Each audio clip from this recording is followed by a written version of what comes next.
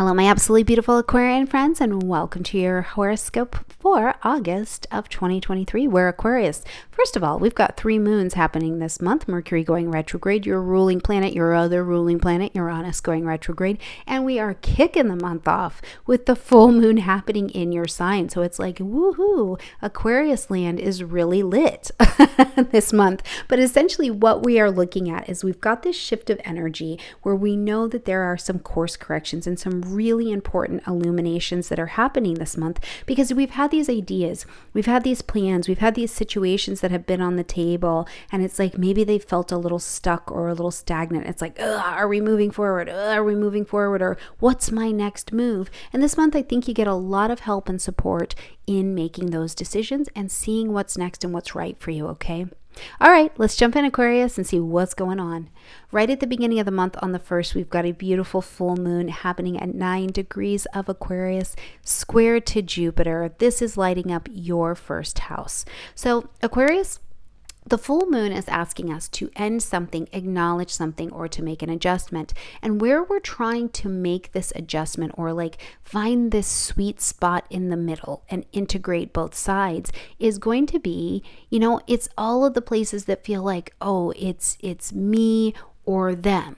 It's me or my relationships. There's kind of a tug of war going between your first house and your 7th house. So it's the my dynamic, we dynamic, me and we, right? Now, whether this is internally or externally expressing itself in your life, there seems to be a change of something that needs to go on in your relationships in terms of you're needing to simplify. You are a fixed energy, and that is something that fixed energies do actually very well. And this full moon is this beautiful awakening time where you have these realizations of how you can simply simplify. And if you simplify in your relationships, you will naturally kind of create this space where the me and the we come together in the middle in an interdependence instead of a codependence. So changes around relationship and the epiphanies that come with it over this next 4 weeks, I think are really very real for you. Now, this is also a time too, I would tell you, Aquarius, if you have been needing to bring yourself to groups or to teachers or to places where you gather information in order to get a bigger perspective, this is a great moon, and over the next month, it's a great time to do that. When we get to the 3rd, we're going to see Mercury move into its pre-retrograde shadow position at 8 degrees of Virgo, okay?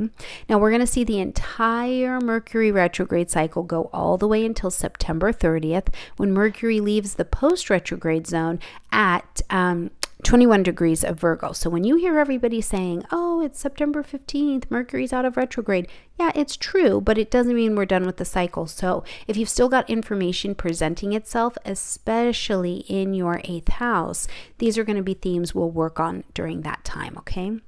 On the 16th, we've got the new moon happening at 23 degrees of Leo. So now on the other side, so now in the relationships, it's not in the me zone, it's in your we zone.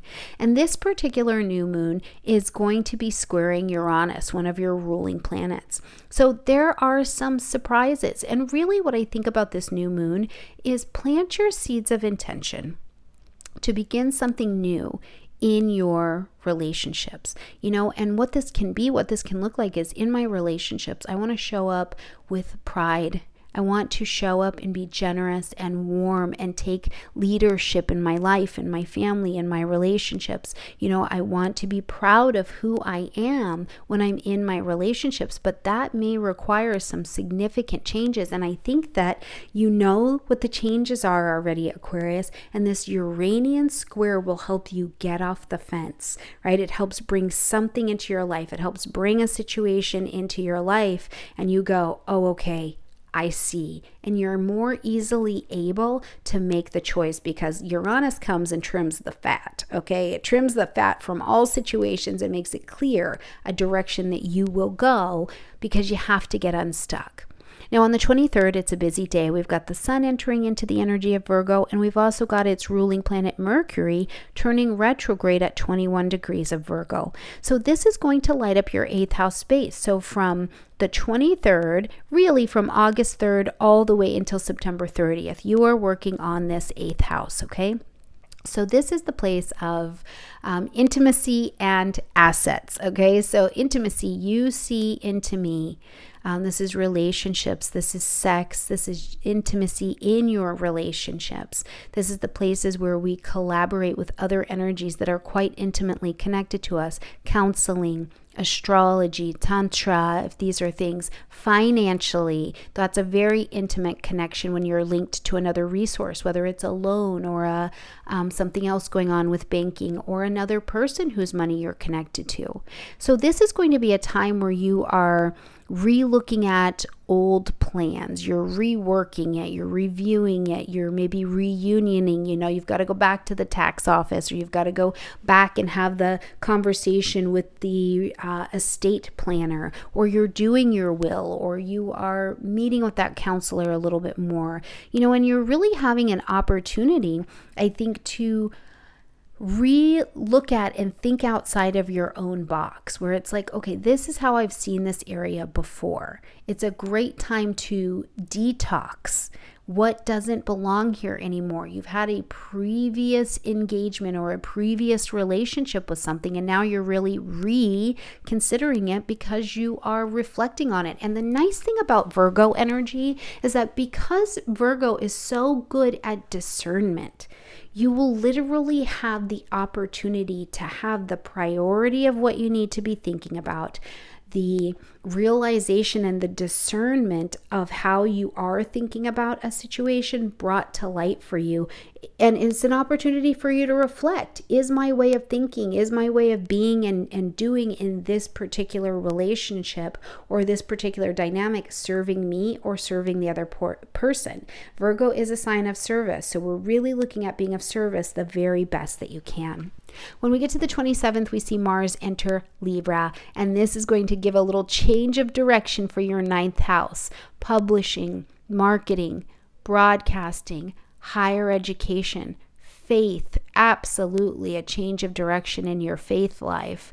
Legal things or legal contracts, immigration, international travel. And I do tend to think more and more as I continue to practice my astrology that the 9th house is also ceremonies that have been given to us, traditions that have been given to us.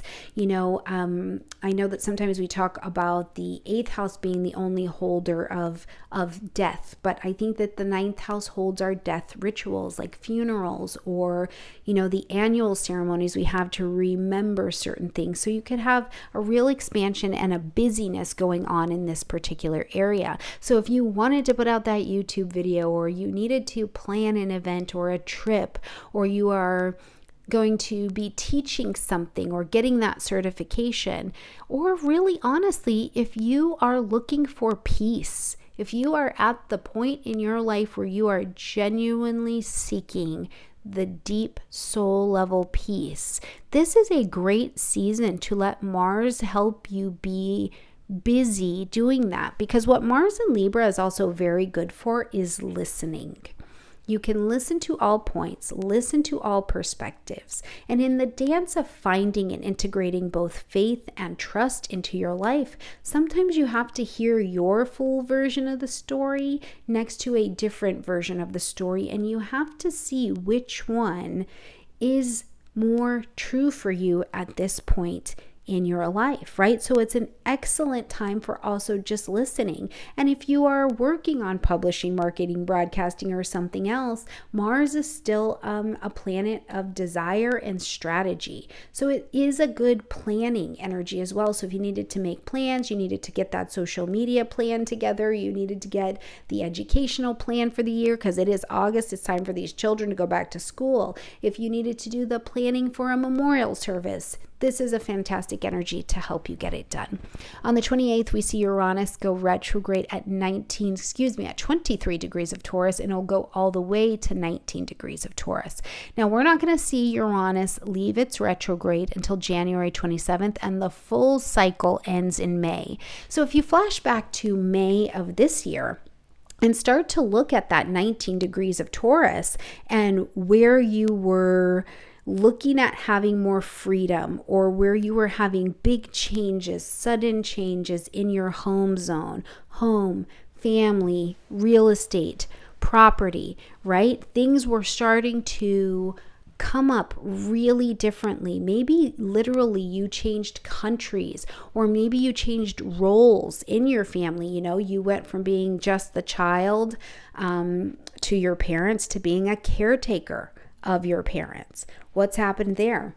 Did you have children do the same thing as did something happen for you and now your children are back at home, in the home, taking on a different role? But whatever it is, there's a little bit of spontaneity that has definitely brought a shift over to this fourth house area for you.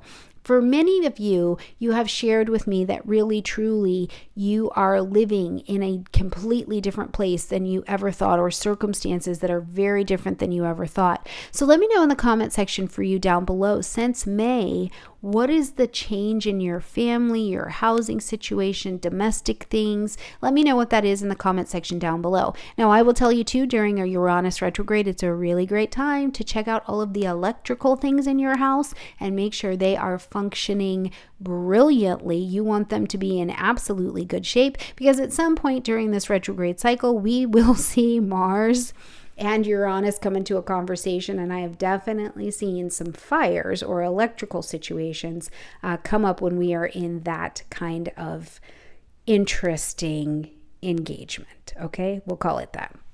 All right, when we're going to close out this month on the 30th, we're going to see a full moon happening at 7 degrees of Pisces.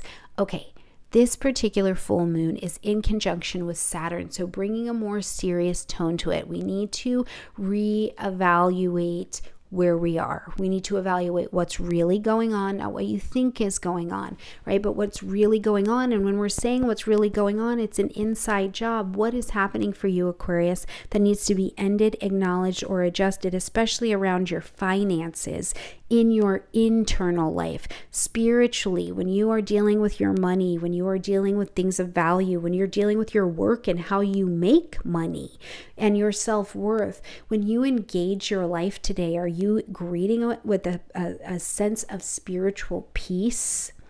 Or are you engaging your life through the lens of spiritual dis-ease and disorder? Do you have a vision for your financial life? And where are you at on the journey to allowing that vision to unfold and to achieve it, right? Remember, Virgo Pisces axis. Virgo is in the material world, Pisces is in the spiritual world, and they meet in the middle on this axis. So somewhere between the spiritual vision you have for your life, there's going to be some physical work, but when you put them together with the vision and the work, what unfolds for you is a reality in the material and spiritual plane that is absolutely phenomenal. Remember, we always get straightened out spiritually, and then we get straightened out physically and in the material plane. So this is a great moon to look at that. Now, it is still Pisces energy, so if something needs to be dissolved here at this time, this can be a great time to do that. Neptune is also retrograde, so really, truly, Jupiter is retrograde. So if something needs to be dissolved in your financial life or in your self-worth, self-esteem life, this is a great time over this next 4 weeks to find the tools, find the healing, find the surrender to let whatever it is go, okay? All right, my beautiful Aquarian friends, I hope you have an absolutely gorgeous month. Please let me know what manifests for you, especially under this beautiful full moon that's going to be happening in your sign. I'm so curious, and I'm curious what it brings by the time we arrive at the new moon for you in your birthday time coming this year as well. So let me know what that looks like for you, beautiful Aquarians. Have a gorgeous month, and I'll see you in September.